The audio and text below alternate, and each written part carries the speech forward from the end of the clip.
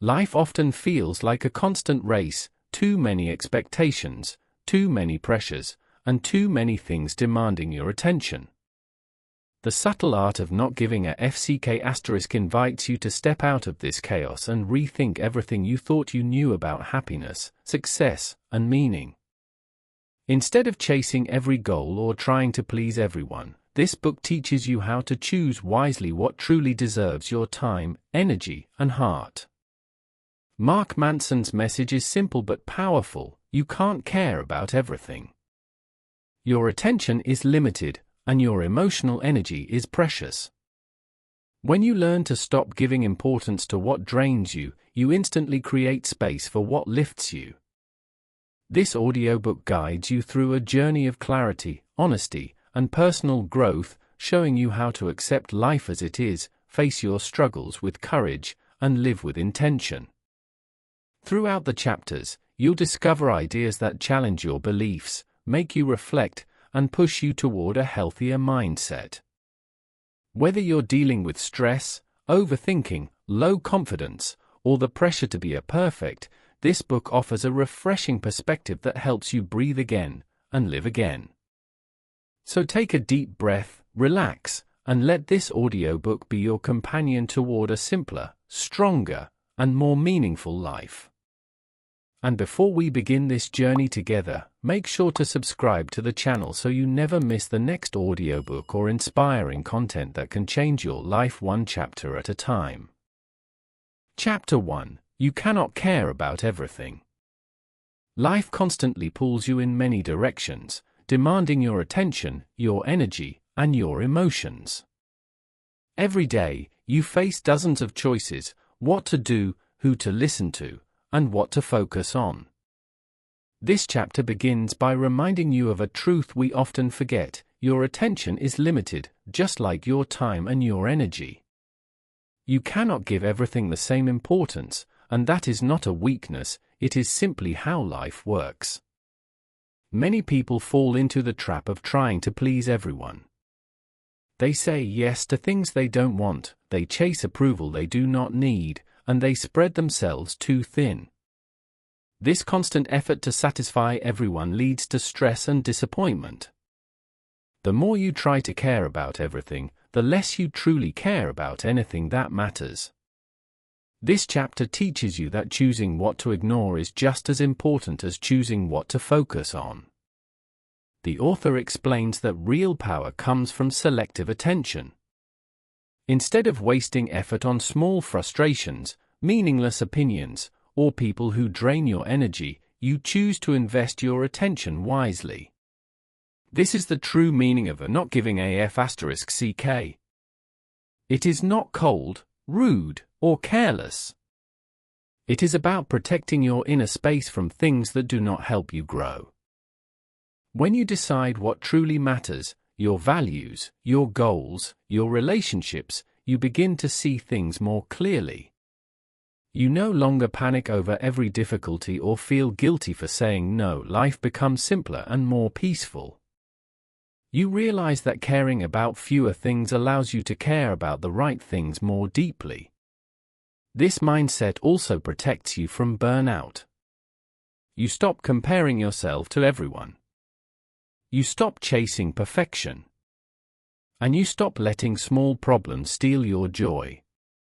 Instead, you choose your battles wisely. You save your energy for the things that bring meaning to your life, not for distractions that only create noise.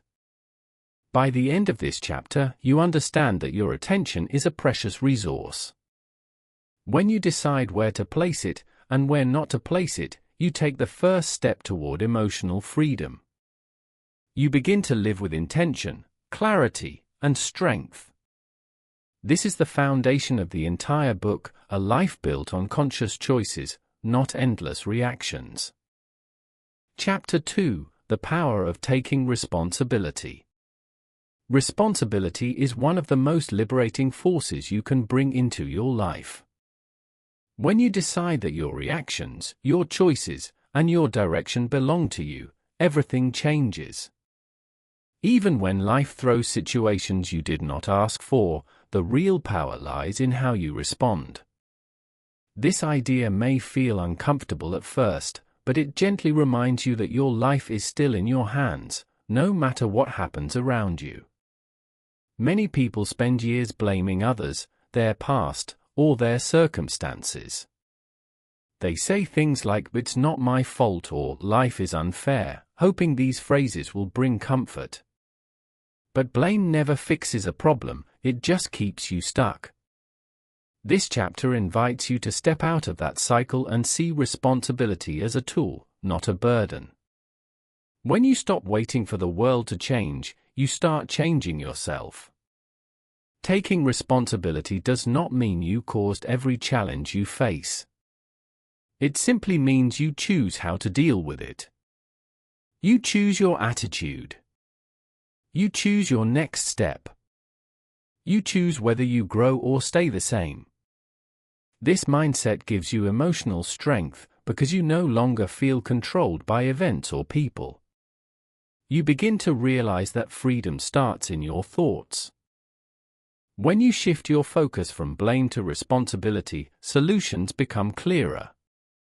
Instead of saying, "Why did this happen to me?" you begin asking, "What can I do now?" That simple question opens doors you didn't even know existed. It helps you take small actions that slowly rebuild your confidence and sense of control.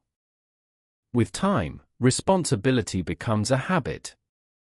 You stop reacting automatically and start responding with intention. You stop stressing over things you cannot change and invest your energy into things you can influence. This creates a calmer, more stable life, one where you feel grounded, not overwhelmed. In the end, responsibility is not about carrying the weight of the world. It is about carrying the weight of your choices. It is the moment you say, "I am in charge of my next chapter." And once you embrace that truth, you step into a stronger, wiser version of yourself, one who shapes life instead of waiting for life to shape them. Chapter 3: The pain you choose shapes you. Pain is a natural part of life. No one escapes it, no matter how comfortable their life may seem from the outside. But this chapter reminds you of a powerful truth: you have a choice.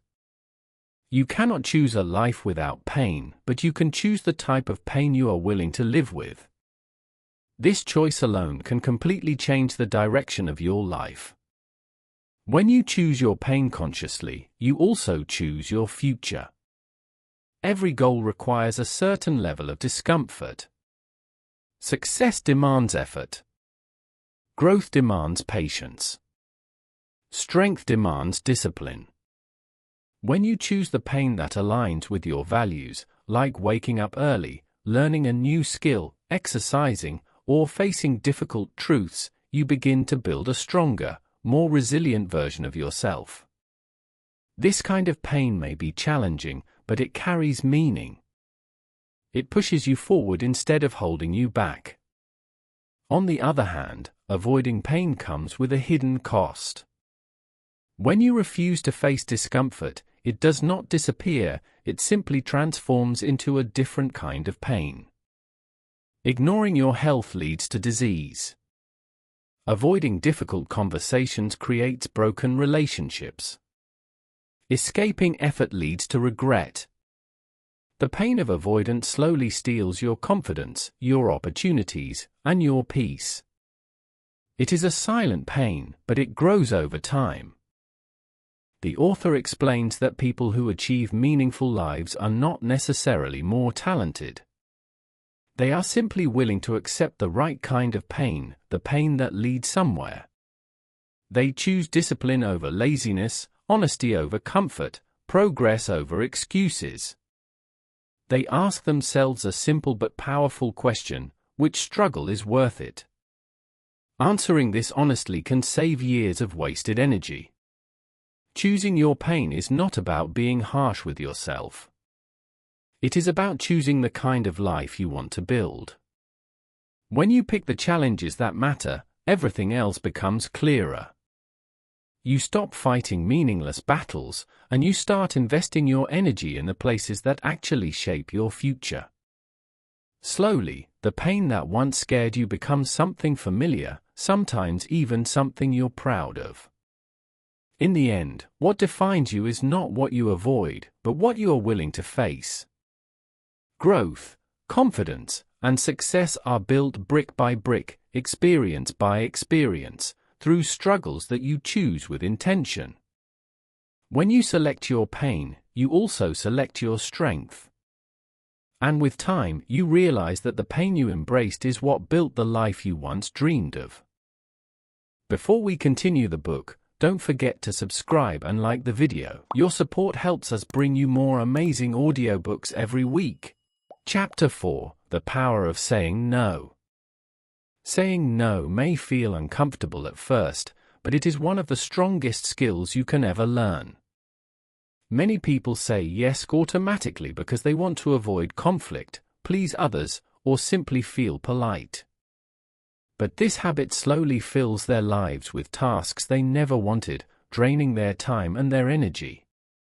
Learning to say no is the first step toward protecting your peace. When you say yes to everything, you are actually saying no to yourself.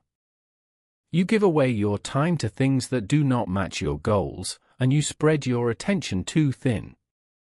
This leaves you feeling stressed, overwhelmed, and disconnected from what truly matters. The chapter shows that a simple no can be an act of self-care, helping you stay focused on the life you want to build.